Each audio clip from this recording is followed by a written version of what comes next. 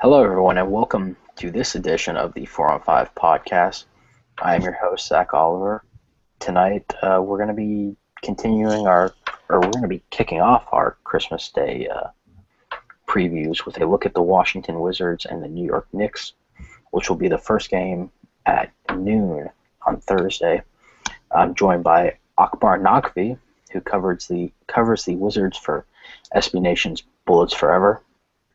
James Griffo, who covers the Knicks for Fansided's Daily Knicks, and as always, Rick Stone of Fansided's Pelican Debrief. Gentlemen, how are we doing tonight? Doing pretty well. Excited for this Christmas game. Yeah, Pretty much. not bad. Just I'm eagerly awaiting another possible Knicks loss. I mean, who knows? Get that Christmas ham. All right, well, we'll go ahead and start this off here. We'll start with Akbar. What are just kind of some of your general thoughts on this matchup?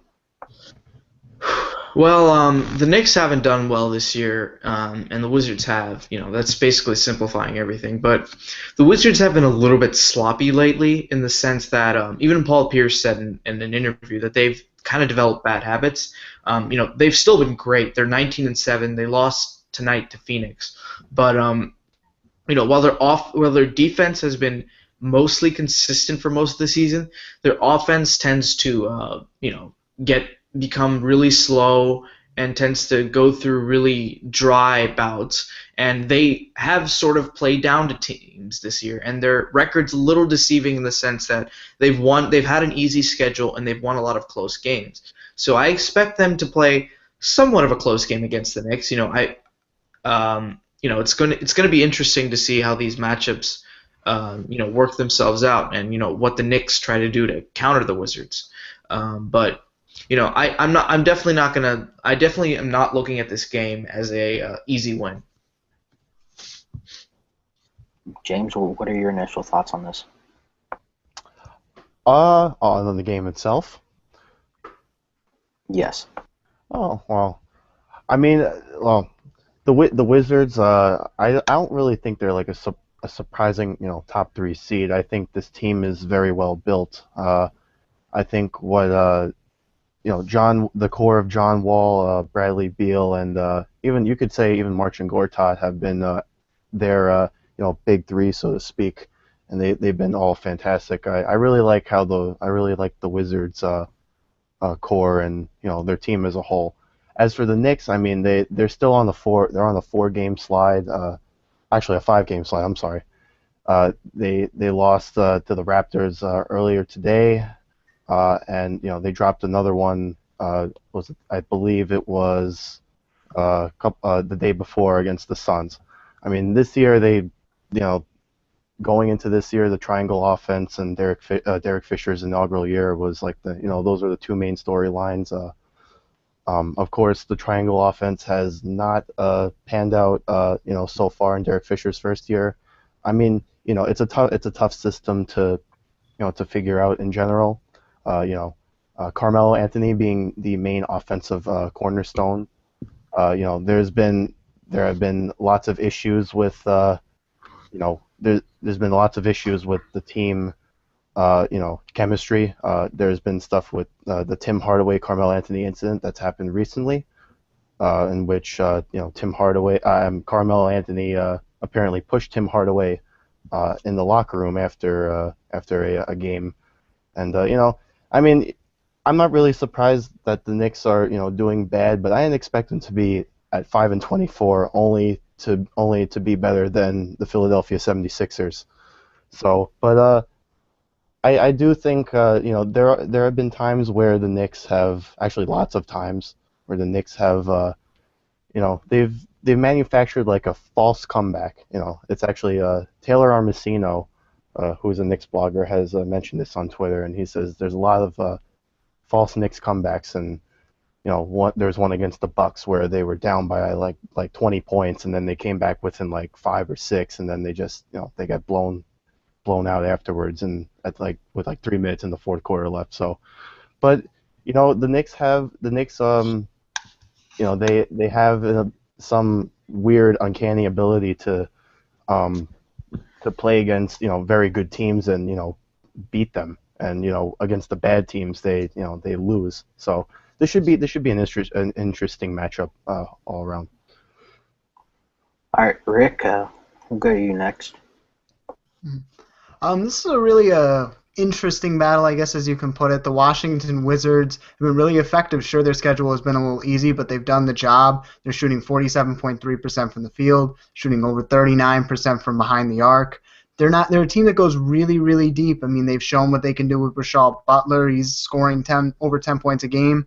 The only two people who are averaging over 30 minutes are Wall and Beal. They're deep. They like to shoot the ball, and they shoot it very effectively, no matter what the team they play. And they've done a good job to get on top of the Eastern Conference. On the other hand, you have a Knicks team that is doing a lot of experimenting. They have 12 different players who have actually started a game, some due to injuries, some just the fact that Derek Fisher is working around with the pieces that he has. The only real surprise for them has been Tim Hardaway Jr. He's played a lot more. He's getting starter minutes, and he's shooting the ball well. It just seems like this team has a lot of holes that they can't really fix right now with the financial troubles that they have. So they're in a little bit of a tough position. So it's kind of a different spectrum of two teams. Washington Wizards who've played really, really, really well and have done their job to get the wins that they have. John Wall's having an unrealistic year, all-star year, definitely probably going to start. He's been fantastic. Their bench has been really good. Nene, they're trying to experiment with him coming off the bench. That's really been effective. And then the other side, there's the Knicks that just are trying everything they can, and they've had a couple chances to get big wins, come back, and they just haven't done it. So it's going to be interesting to see how these two teams combat each other. Yeah, and you touch on it a little bit there. The Knicks' financial troubles have really kind of killed their ability to go out and make any impactful moves. If they had the money this offseason, maybe they get a guy like Pau Gasol who could come in and play with Carmelo Anthony. He would have fit extremely well in the triangle. Instead, they went and got Jason Smith, who has been playing well for them, but he's not Pau Gasol. Yeah, I mean, Jason Smith does the job of the triangle. He can effectively make that mid-range jumper, but he's Jason Smith. You can't expect too much out of him. And the Knicks, it's going to take some time. Phil Jackson has to be given some years to do his work, and Derek Fisher's a young coach. It's going to take him some time to get at least used to being on the coaching side of the basketball game, but they'll get there. But this year is a work in progress, just really trying to figure out what they have and what they can do with the players that they have on their roster. Yeah, and on Washington's side of the ball, that their depth has just really, really been the big thing that's shown. They have a couple of good veterans in Paul Pierce and Andre Miller, and Miller isn't asked to do a whole bunch because they have John Wall, who's playing as possibly the best point guard in the league this season. I mean, you can surely make a case for him. Yep. And they've constructed that roster so perfectly. I think they've got a nice balance. They're not too old. They're not too young. They're right in the middle. And Rick pointed out their great shooting numbers. Rasul Butler, who was out of the league 2 years ago, got that look with the Indiana Pacers last year, and it's pretty much saved his career. And it got him another look with the Wizards, and that's worked out. And I like them trying some things and bringing Nene off the bench. But we'll look at the Knicks a little bit deeper here. James, with their financial issues currently, they're going to be losing Amari Stoudemire's $23 million this offseason and Andrea Bargnani's $11 million. Thank goodness. How do you think that will impact what Phil Jackson can go out and do and add to, they've got Carmelo, they have a good three-point shooting point guard in Jose Calderon, they have another young point guard in Shane Larkin, they have that young shooting guard in Tim Hardaway Jr., and they've got Iman Shumpert, who has probably been overrated slightly and overvalued, but he's still a very serviceable and a very good player for what he can bring. But what does Phil Jackson, go out and do this offseason, you think? Well, there's a lot of stuff he'll, considering that this will be like Phil Jackson's first like legit off season, because last off season he just went out and used the mid level on Jason Smith and actually the trade, the Jose Calderon trade in which Tyson Chandler returned to the Mavericks. That was actually a very good move. I really liked that. That was just the beginning. But he took over as the team president and the general manager during the season, which I think was in like March. So this upcoming 2015 off season will be the first legitimate off season he'll be able to I guess go out and get like a big name, like you said, like Marc Gasol or maybe Wesley Matthews. I'm just like throwing names out here, but yeah, the Amari and Andrea Bargnani's that's like $34 million in dead money, and that's quite a lot, of damaged goods, pretty much. That'll be off the team. Um, it I don't really it depends on who's on the market. I mean, Marc Gasol is like one of the most likely targets, for the Knicks to go after. But there's going to be there'll be a lot of options. I mean, for Phil to go after. It's just Marc Gasol. I would like to see Marc Gasol on there, but who knows? We'll see what happens. And 2015 is like the year for like not only the Knicks but like all sports teams.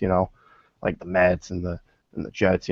For the Knicks, like Oh. to paraphrase former Oakland Raiders owner Al Davis, commitment to 2015. So Yeah, and I, it might be hard for them to get a guy like Marc Gasol. I think there's going to be a handful of teams in there, and really, I think he'll probably end up staying in Memphis, but that would be a very good get for them. Akbar, I don't want to say that their moves were criticized. A lot of people really loved what the Wizards did. Maybe if anything, they kind of criticized not re-signing Trevor Ariza. Could you have imagined, they gave Marcin Gortat the big extension. They signed Chris Humphries. They signed DeJuan Blair. And they signed Paul Pierce, obviously. Could you have imagined everything coming together as smoothly as it has and working as well as it has so far?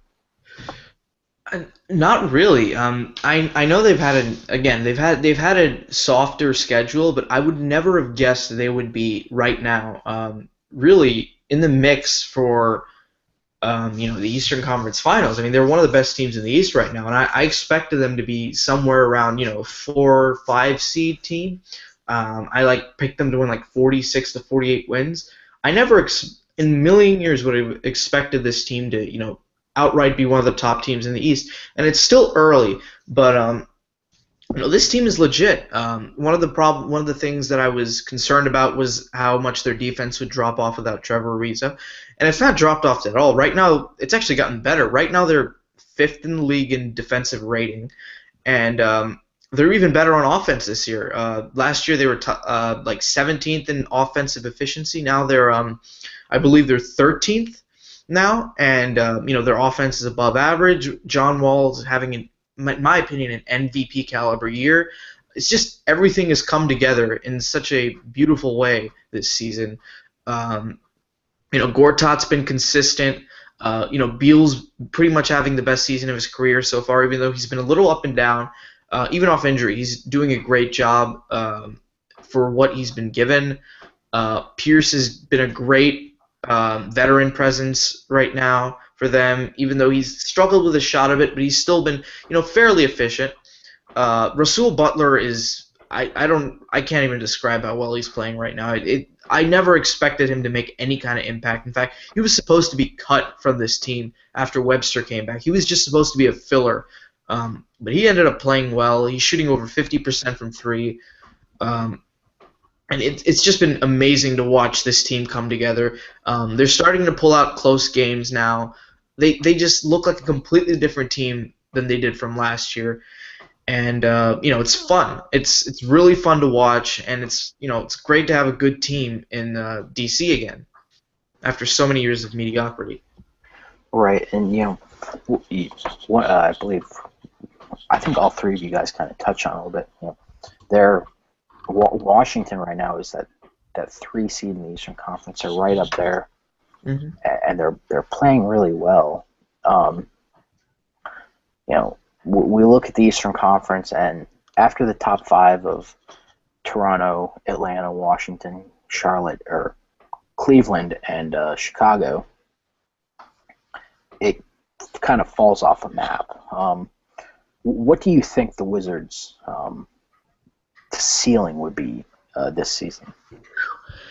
Um, I think the Raptors. I think the Cavs eventually are going to fight for the 1 seed, but I think the Raptors are pretty much going to be above them for most of the year. I just think they've been playing too well.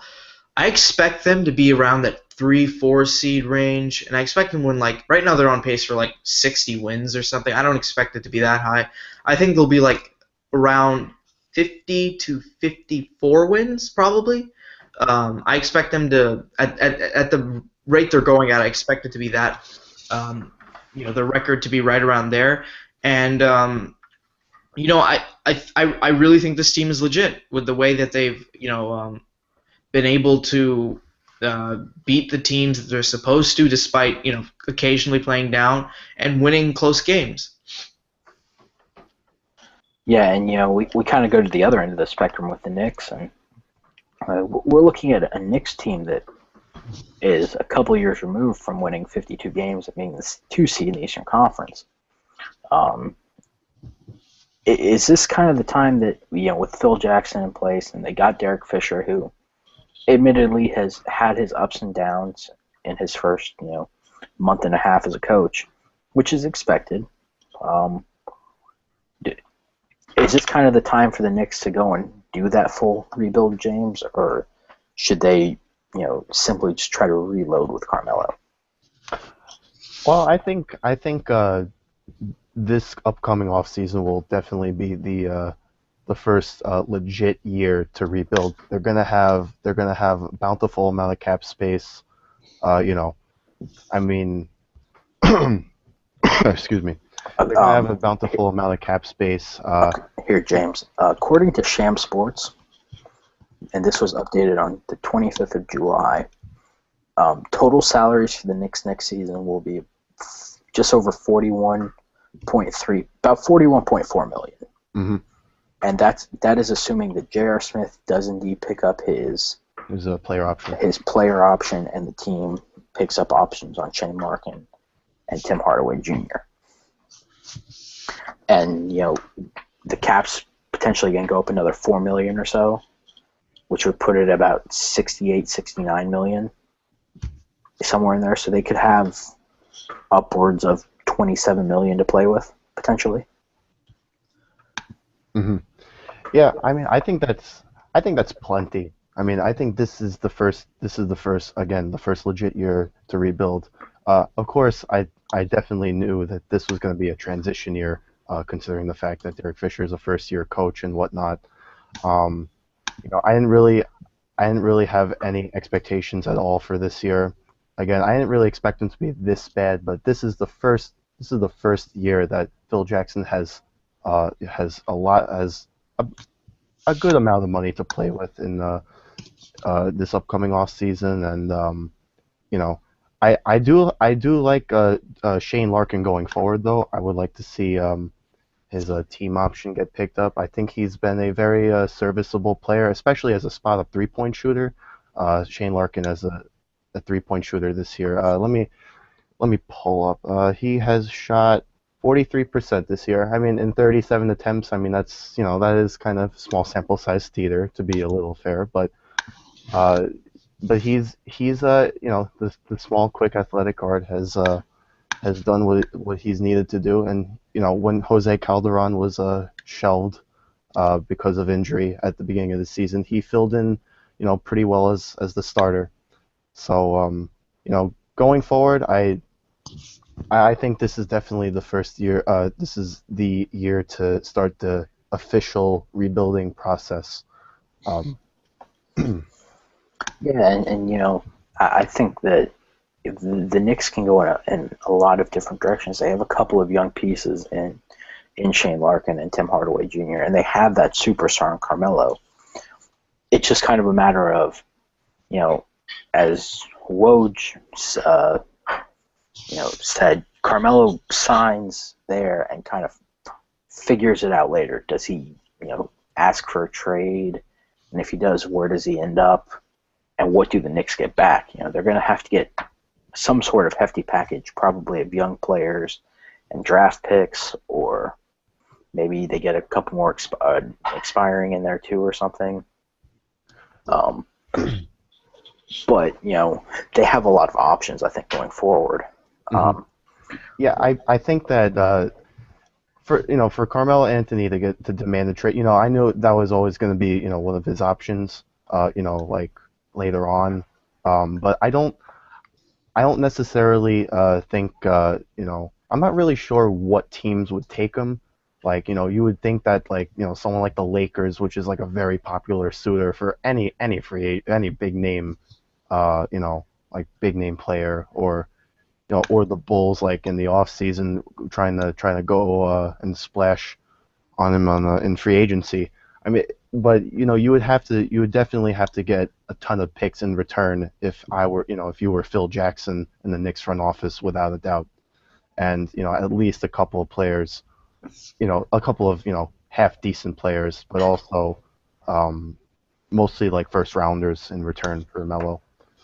I think a team that you could look at that might explore that option, if they want to really take that next step, would be the Phoenix Suns. They've got some movable pieces, and they have a very nice asset in Isaiah Thomas, who, it would probably have to be a 3-team deal, since the Knicks have Shane Larkin and they have Jose Calderon locked up for now. Mm-hmm. But that feels like a team that Carmelo could fit on well, and that was a team that was rumored to have interest in him this offseason. Yeah, there's the Suns. Have been they've been actually the most popular suitor aside from the Lakers. If the Knicks were to put Carmelo Anthony on the trading block, which I don't think they would, because it's only 1 year into his almost near max contract, and just to think of a trade, it's just like every New York sports radio caller, trade the bum, blow it up, I don't think they do that, right now, because clearly this year is not, the time to win now. That's for sure. Right. This is just the beginning of, if you will, a new era. Yeah. We're gonna go to Rick now and kind of see what he has to say about these last few topics, and get his thoughts on a matchup that we should be watching in this game. Well, I mean, you touched it with the Knicks. They have some issues that they're going to have to figure out in the future. But for now, the team that they has is very guard-oriented. They don't really have a lot of bigs that they can use in a lot of situations, especially the triangle. The only one that really fits it is Jason Smith. And for the Wizards, it's just a very, very deep team. They found pieces that they can use on that bench, where the bench unit is not really a disadvantage, more so an advantage on teams. When they played last, the Wizards and the Knicks, that bench really gave a lot of effort to the Wizards, because they held the Knicks bench to 10 of 30 shooting from the field and really controlled that game as a whole to help them win overall. So looking at the matchup for this game again, I'd have to go to the benches. The Knicks bench would have to do a much better job at being able to manufacture points and keep the game close against the Wizards bench. Andre Miller, if they're running Nene on the bench, Russell Butler, they're going to have to do a better job overall at holding that bench and making sure that, especially even if they have a lead, to hold that lead and keep it a very close game, so that Melo and Amari in the end can do what they can do to try and win. It's going to be tough for them overall. The Wizards just have that balance that's tough to guard a lot of times, and the Knicks will try. It's going to be interesting if they can keep it close throughout, but that's the one I would watch, is when the bench units come into play. Can the Knicks keep up with the Wizards, unlike the last time that they played? Yeah, I think that's a real interesting matchup, because you look at the Knicks bench, and without Amon Shumpert, it's a little bit more depleted. I mean, and J.R. Smith's better. battling a plantar fasciitis issue. You don't know if Amari's going to be healthy, so it's kind of a tough thing for them. James, let's go to you next. What's a matchup you'll be watching in this game?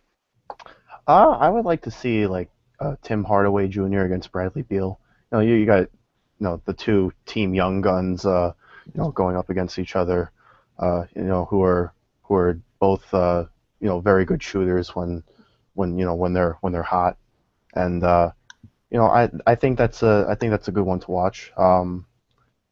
Also, actually, I would like to see Melo and Paul Pierce just for the historic value, because they've had so much history, and in the Garden, when in which Paul Pierce would hit like a game winner, then he would taunt the Garden crowd, and that'll be an interesting that'll be an interesting matchup as well. Yeah, and you look at Paul Pierce with the history he's had against that Knicks franchise. That just feels like a game that might have him kind of step up to another level per se. Mm-hmm. And I think it'll go up to like the next level in a sense. I mean, now Paul Pierce is even with a better team now, the Wizards. Now they're at the top of the East, and here the Knicks are right in the bowels of the historically bad Eastern Conference. So, Yeah, and we'll go and finish this with Akbar. What's one of the matchups that's intriguing to you on paper, at least? Believe it or not, I actually think Jose Calderon versus John Wall, because Calderon is exactly the kind of guy that's given Wall fits in the past. Because in the past, Wall was really prone to ball watching, and Jose is just a deadly shooter, and he used to just kill him on those shots that he would just leave him open, and he would drain it. And he used to hit a lot of off the dribble jumpers, and he used to frustrate Wall a lot. And I remember in a game against the Pistons a couple of years ago, Wall was like 1 for 12, and Calderon had a terrific shooting game, and Wall just completely lost it, and yelled at Emeka Okafor in the locker room, and Emeka Okafor basically consoled him, and that's basically what turned his career around pretty much. So it's going to be really interesting to see how he handles this matchup, and his defense has been outstanding this year. He leads all point guards right now in DRPM, which is defensive real plus minus, and which does a pretty good job of measuring individual defense among players. He leads the Wizards in defensive win shares, and he's like 4th on the team in defensive rating. So all of his defensive stats are like miles better than they were in the past. He's pressuring the ball much better. He's making smart rotations, and he's not ball watching nearly as much. So he should do better against Calderon than he did in the past. But it begs to see how much better he can do. Begs to see whether he can still give him fits, or whether Wall can finally shut him down. Yeah, and I've seen the Wizards play live a couple of times here in Orlando this year, and Wall seems to have really taken that next step on both ends of the floor. Mm-hmm. He's improved defensively. He's making some better decisions offensively. He's looking for his offense a little bit more too. Mm-hmm. I think that's going to be a big thing in that matchup. Mm-hmm. I have one, and this is kind of dependent on Amari Stoudemire playing, and assuming he does come off the bench if he does. But Amari Stoudemire and Nene, you get two big power forwards. One's really physical. Amari's been known more for his finesse in his career, but he kind of has to use his game down on the block a little bit more now, just because of Mother Time kind of catching up with him. But I think that could be a very a very good matchup to watch. I agree with that too. Amari's post game has been refined a lot. That's something he's worked in the off season the last couple seasons. When he came back from knee surgery, a couple seasons ago, that was when he started, really working on his post game with Hakeem Olajuwon in the off season. And actually, Amari, surprisingly, this year has been a very watchable player. He is starting to get some of that finesse back. Um, his post game is excellent. And his patented signature mid range jumper that he had in his first year with the Knicks in uh, 20 in the 2010-11 season. That was like his offensive staple. And Nene is kind of, I think, in a sense, a carbon copy of Amari. Nene is a very good mid range shooter, and he could pound it down on the low block as well.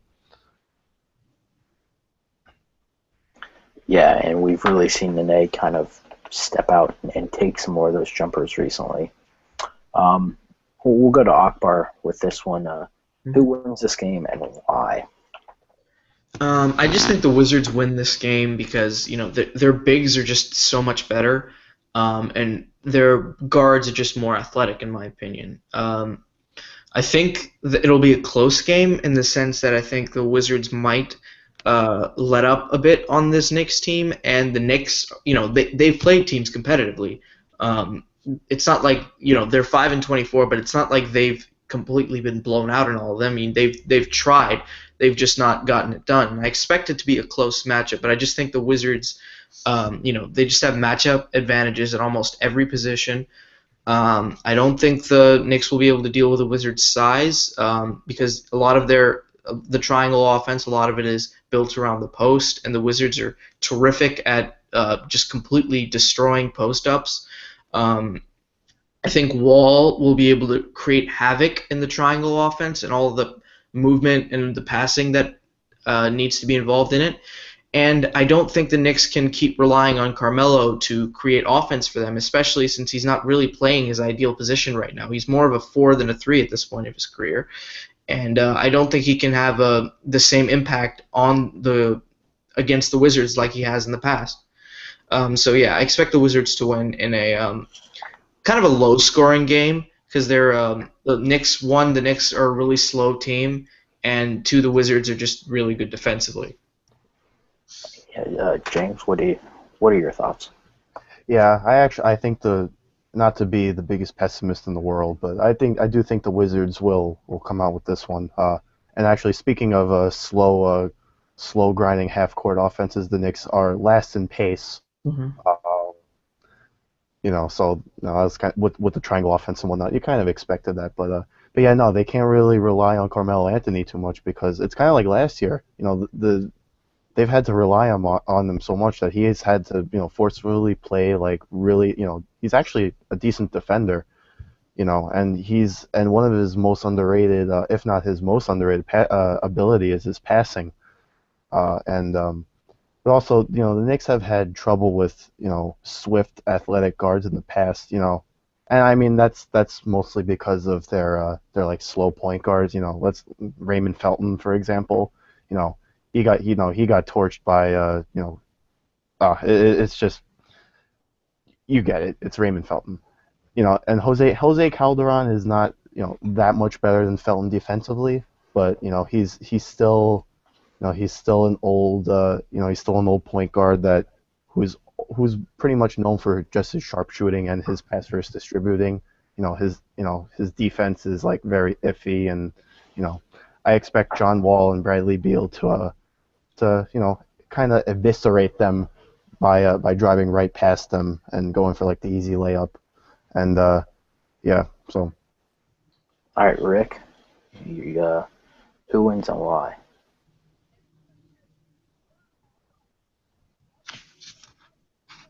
I think we might have lost Rick. That's unfortunate. It appears that we've lost Rick. So if he can get back in here before we're done, we'll get his thoughts. But I'll go ahead and say the Wizards too. I just think they're going to be too much on both ends of the floor. They're played extremely well defensively, and they have that nice flow, and they do enough offensively to really beat teams, even if maybe their defense is struggling a little bit. And I just don't think that Carmelo can carry the Knicks enough in this matchup. But we're going to go ahead and close this down here soon. Go ahead and get your final thought. Rick has reappeared.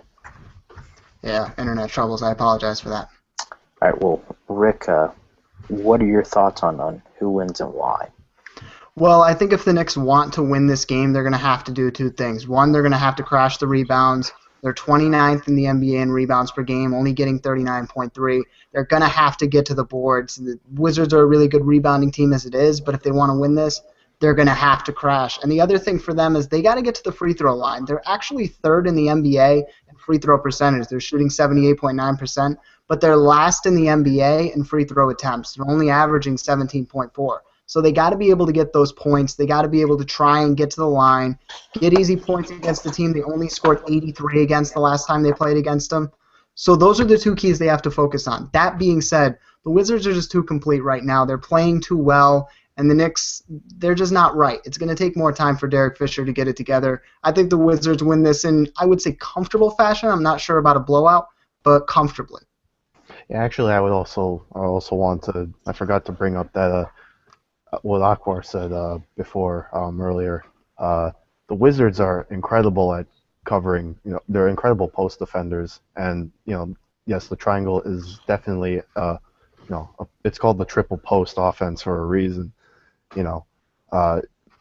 It's credit to Randy Whitman, for what he's done with his defense as a collective. It's just been incredible to watch. And in the Knicks' first fixture against the Wizards, the Wizards basically did cover post-ups, emphatically well. So they're definitely gonna have to, go to the three-point shot, which was an offensive staple of theirs in their 54-win season a couple seasons ago. And by the way, they are actually ranked 8th in three-point percentage this year.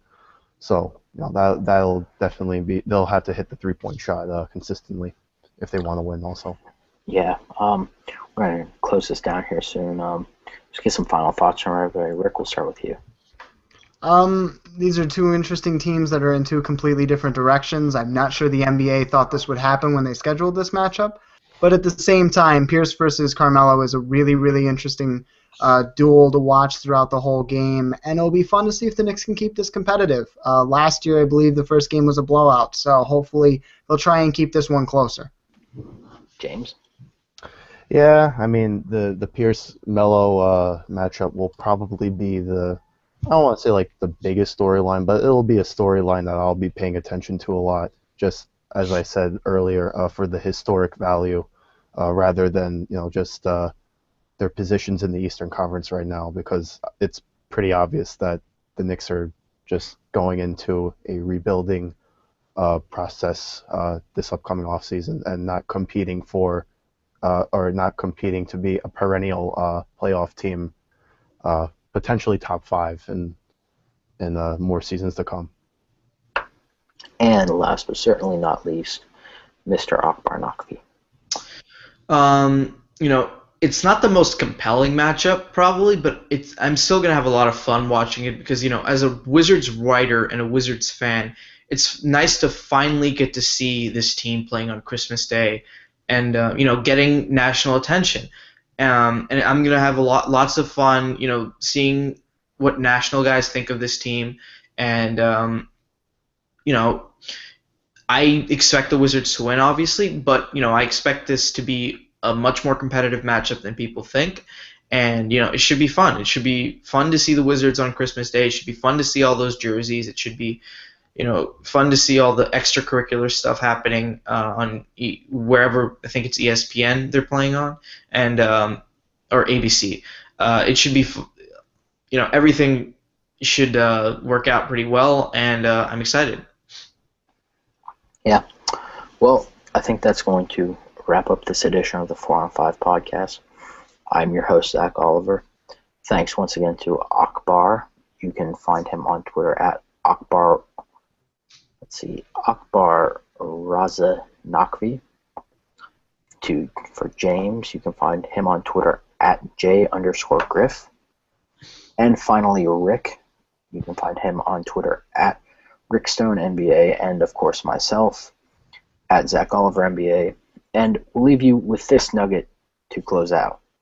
The New York Knicks have had their worst start in franchise history through 30 games at 5-25. Thank you.